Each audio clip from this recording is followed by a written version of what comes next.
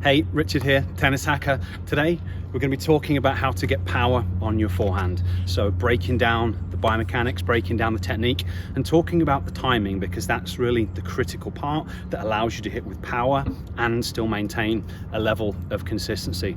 I'm feeling inspired at the moment. I haven't actually hit any balls for a couple of weeks because there's a big tournament going on where I usually play at Stanley Park, but I have had a chance to get a lot of repetitions in watching some really high level players. So there was the junior ITFs on last week, some of the top players in the country, top players in North America at under 18s, fantastic smooth techniques.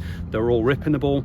And this week is the Open, and there's a very high standard, so some of those high level juniors are playing. There's a lot of top college players and then some former pros in the mix as well. So I've been inspired to come out here, work on my left-handed forehand, try and generate a little bit of pace. And as a reminder, I'm naturally a right-handed player, separated my collarbone in a mountain bike crash, so now I'm switching over, playing left-handed, and this is one of the things that I'm working on, trying to develop my forehand into a weapon. So let's start by looking at how it should be done, watching some of the best players in the world.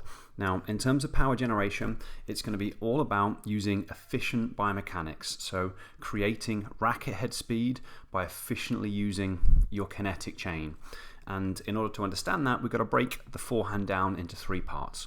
We've got the preparation, we've got the swing itself, and we've got the follow through. Now the preparation is going to be really important, but the whole idea of the preparation is setting yourself up, getting in position so that then you can efficiently use your biomechanics. We're going to be focusing mostly on the sequencing and using the kinetic chain in the correct order, and how timing is going to be an important factor for that. And then very briefly talking about the follow through, because the follow through doesn't make a blind bit of difference in terms of what happens to the ball, but by looking at the follow through we can see whether biomechanics and timing were efficient on the shot. So the exact way you prepare is going to vary dependent on what type of shot you're hitting, whether you're hitting from an open, semi-open or neutral stance, but there are certain similarities that happen on all shots. So we'll start by looking at Mazzetti, and we're going to be looking at him hitting a forehand from a neutral stance. I'm going to pause it at the end of his preparation. And then we're going to look at the important features. So start by looking at his feet. He's got a wide, stable base, so his feet aren't close together. They're a little bit further apart to give him a stable base to push from. If we look at both legs, they're bent, and the right leg, the foot is pointing towards the side fence. So both of those things are going to allow him to drive through that right leg, the back leg, to initiate the swing. Next, we go up to the pelvis. Both of the pelvic bones are pointing towards the side fence, and then above that we've got the torso. Now the torso is almost towards the side fence, possibly a little bit further back. We're starting to see the front of his chest, so the torso is rotated slightly further than the pelvis, so we've got a bit of a pre-coil in the upper body. And then finally, if we look at the arm and racket positions, this is going to vary depending on player and style, but the arm, the elbow especially, is away from the side. The racket is around head height, maybe just above or just below, depending on the precise frame that we pause it, but that's going to give him leverage to start to create energy into his shot. And then we'll look at Alcaraz. Now Alcaraz is going to be hitting from an open stance, so it's going to look a little bit different, but we're going to focus on the similarities. So again, I'll pause it just before he initiates his forward swing, so at the end of the preparation. And then we'll take a look again, starting with the feet. So again, look how wide apart they are. He's got this nice stable base and platform to push from. The right foot is just outshot, but it's pointing towards the side fence. Again, both legs are bent because he's going to be driving through the legs to initiate the swing. Pelvis is pointing roughly towards the side fence, and that upper body torso is rotated just a little bit past the pelvis. And again, we've got that arm and elbow especially just a little bit away from the side, and the racket around head height. Again, this is going to change depending on the precise style of the player and the exact frame that we pause it on. And then we'll go back to Mazzetti and start to look at the biomechanics, the use of the kinetic chain and the timing. So he's going to initiate his swing by driving into his right leg and throwing his right hip forwards. As that happens, the racket and arm are going to start to drop almost simultaneously.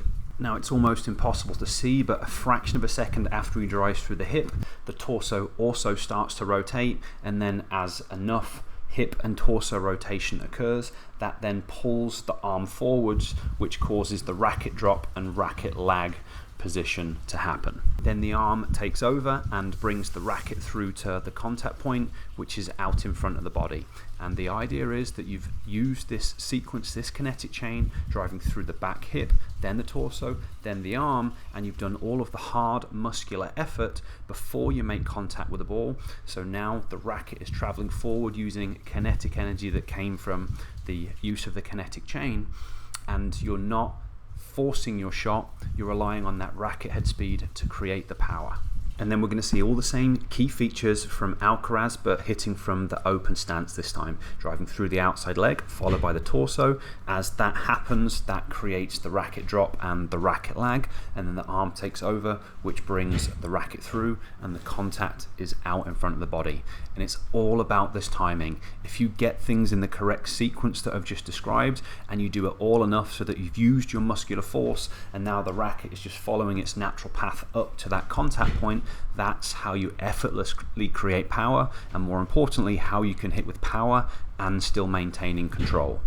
And then if we look at the follow-through finish positions for Alcaraz and Musetti, we'll see that they're fairly similar, even though one was hitting from a neutral stance, one was hitting from an open stance. But I want to reiterate it, where the racket finishes doesn't make any difference in terms of the contact and what happens to the ball. It's purely a product of physics and slowing the racket and arm down.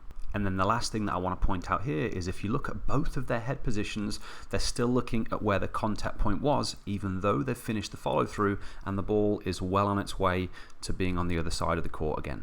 And now let's look at my forehand and see how I'm getting on. Now, if you've watched any of my other videos, I spend a lot of time talking about the footwork and movement to the ball. That's always going to be one of my major focuses. But here, I've taken that out of the equation. I'm really trying to focus on the timing because I'm trying to get more power. So I'm giving myself a really easy feed. I'm literally taking 1 or 2 steps forwards into the neutral stance, so then I can focus on the timing piece of the puzzle.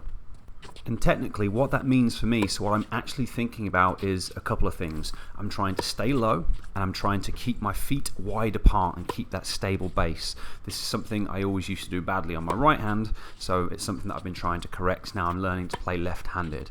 As part of that, I'm having to do a lot of work on my hip flexibility, because in order to stay wide and to stay low and to still be able to rotate through your shot, you have to have really flexible hips. So in terms of my off-court training, that is an absolute priority for me. I'm then trying to get a little bit more torso rotation, so just trying to rotate my upper body a little bit past horizontal, which is again where the flexibility comes in, because it's alright saying, yeah, we need to rotate the upper body because that's what Alcaraz does, but if you're not physically capable, and I wasn't physically capable before, you have to improve your flexibility before you can get that rotation. So now I'm combining them together, trying to get nice and low and wide and stable with my platform, trying to increase that upper body rotation, and then trying to get the timing so that I drive through that back hip and I can sequence my kinetic chain and still get that nice contact point out in front. And I think overall I'm fairly happy with how my forehand is progressing, especially because I haven't hit the ball for a couple of weeks.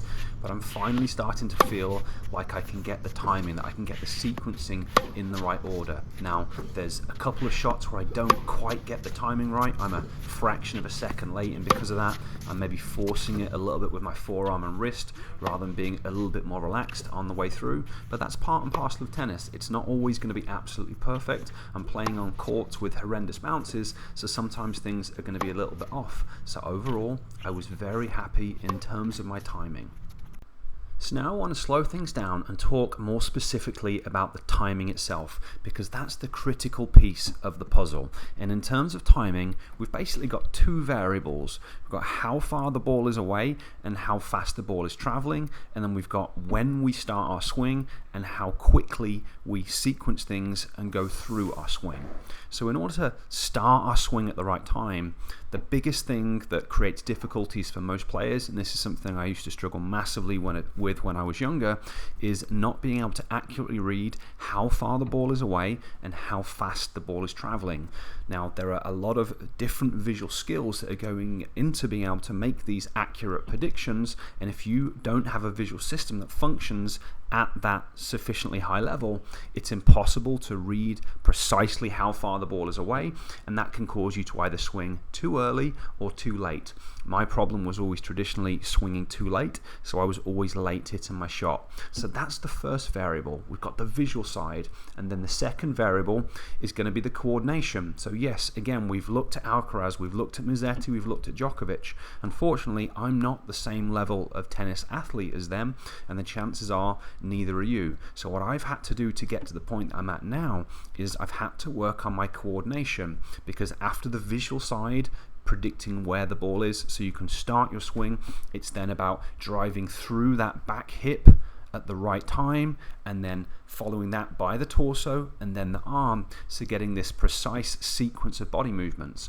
And we're going to be adjusting that sequence relative to the ball that we're dealing with. So if I start that sequence a fraction of a second late, so I don't start my swing soon enough, or I do my swing too slowly or too quickly, that is going to throw the timing off, and it's going to mean that I haven't used all of my big muscles. So I haven't used my leg muscles, then my torso muscles, then my shoulder muscles to create this racket head speed before I make contact with the ball, and that's when you end up forcing the ball.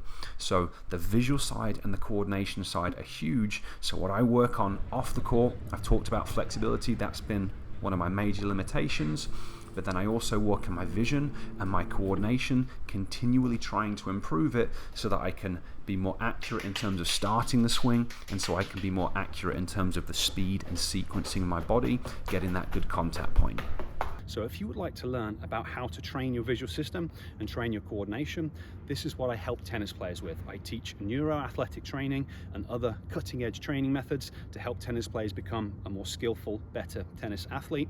I've created a masterclass that's going to teach you all about it. I'll place a link down in the description. I'll place a link up there so you can check that out if you're interested. At the end of the class, it's going to tell you a little bit about my program and how I work with players. So if that's something you would like to explore, it'll give you all the details you need. Okay, hopefully you have enjoyed this video. It is all about timing, getting that sequencing down. Obviously, get out of court, work on the reps, have some fun, but really you've got to get your systems functioning well enough if you want to be a high level player. Any questions about this stuff, leave a comment down below.